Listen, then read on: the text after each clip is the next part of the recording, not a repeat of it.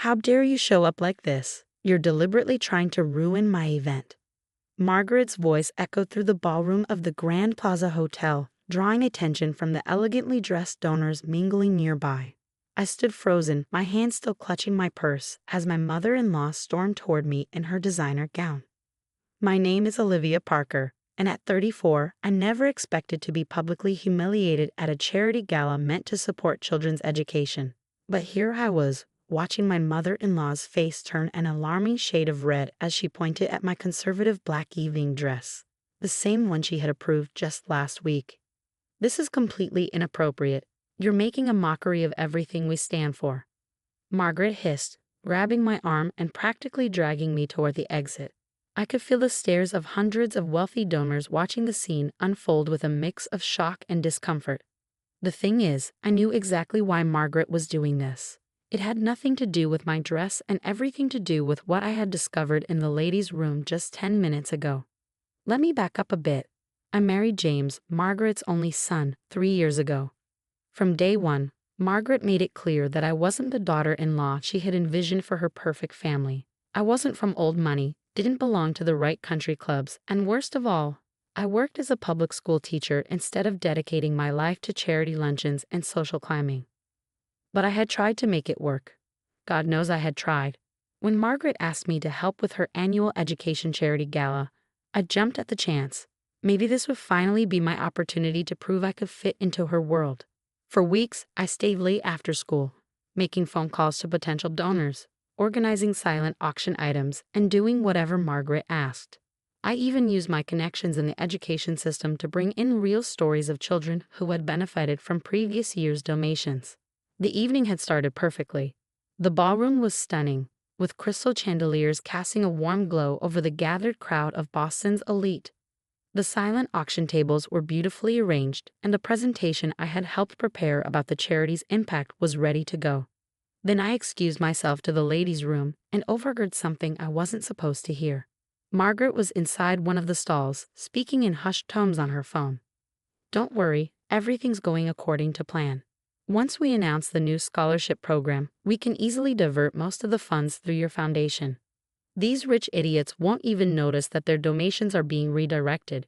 Yes, the paperwork shows it's all going to the children." I couldn't believe what I was hearing. The charity, the one I had been working so hard to support, was apparently a front for something much darker.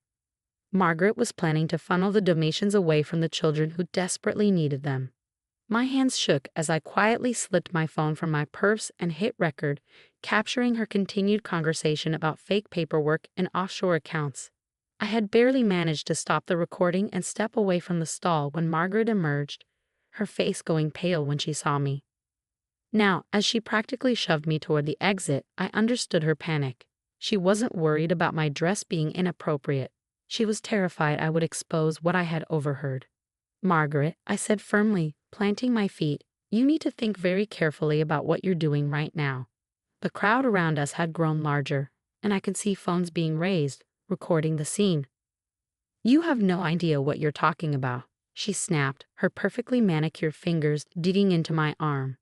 "Security, this woman is disrupting my event." As 2 security guards approached, I caught sight of James pushing through the crowd, confusion written across his face. "Mom, Olivia, what's going on?" Margaret turned to her son, tears suddenly appearing in her eyes. "James, darling, I'm so sorry, but your wife has had too much to drink. She's making a scene and saying horrible things about the charity. We need to remove her before she ruins everything we've worked for." I hadn't touched a drop of alcohol all evening, and James knew it. I could see the doubt creeping into his expression as he looked between us. "James," I said quietly, meeting his eyes, "I need you to trust me.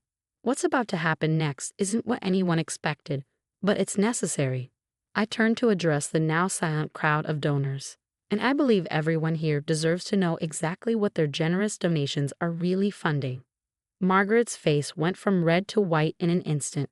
"Get her out of here, now," she screamed at the security guards. But it was too late. I had already pressed send on a text message, and throughout the ballroom, phones began to chime with an incoming email, the recorded conversation from the bathroom, along with copies of financial documents I had discovered while working on the presentation. The last thing I saw as the security guards escorted me out was Margaret's face contorting with rage as donors began pulling out their phones and whispers started spreading through the crowd.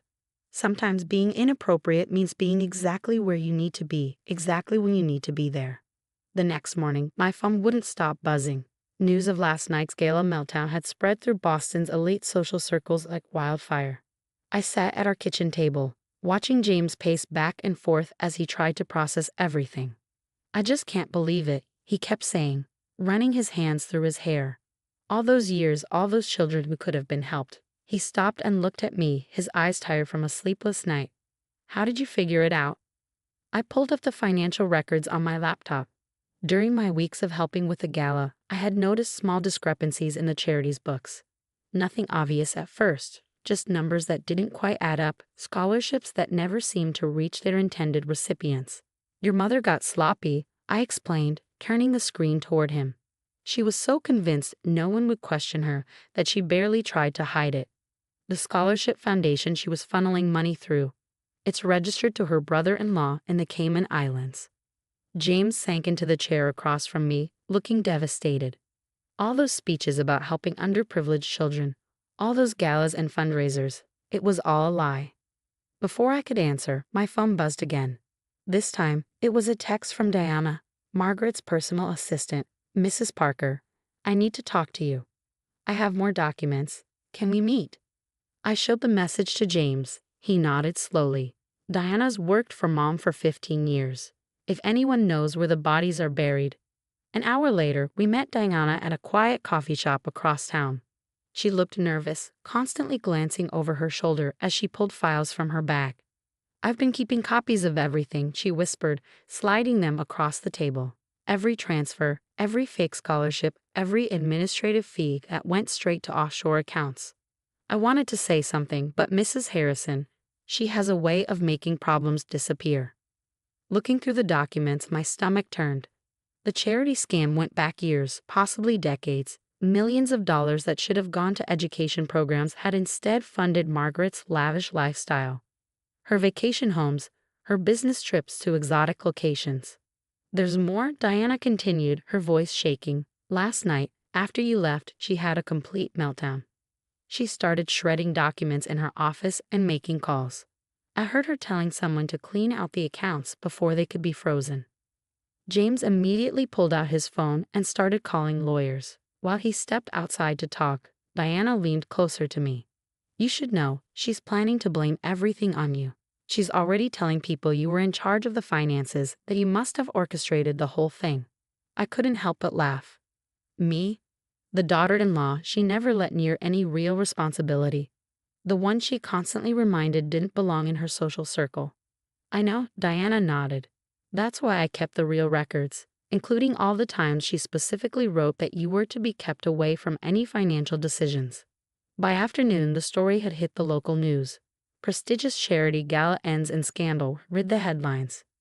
My phone was flooded with messages from other teachers at my school, many sharing stories of students who'd been promised scholarships from Margaret's foundation, only to have them mysteriously fall through.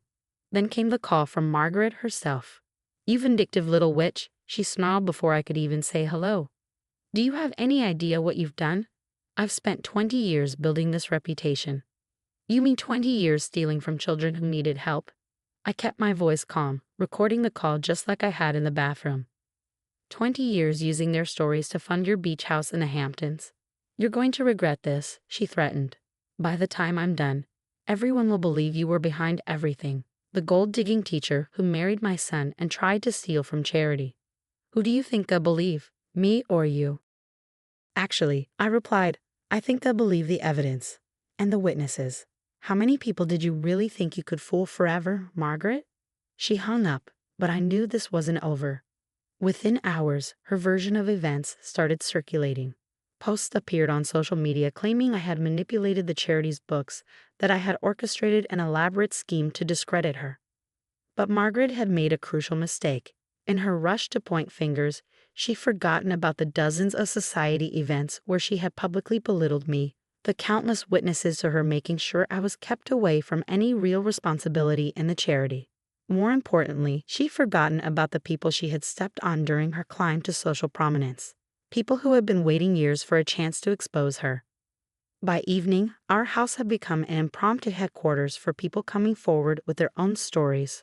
Former employees, disappointed donors, families who had been promised help that never materialized. Each person brought another piece of evidence, another account of Margaret's deception. James sat beside me through it all, quietly supportive as his mother's carefully constructed facade crumbled. "I should have seen it," he said at one point, his voice heavy with regret. All those times she said she was protecting the family's reputation. She was just protecting herself. Diana arrived again as night fell, carrying even more files. "She's on her way to the airport," she informed us. "Private jet to the Cayman Islands." But she smiled for the first time since I'd met her. "The FBI is already there waiting."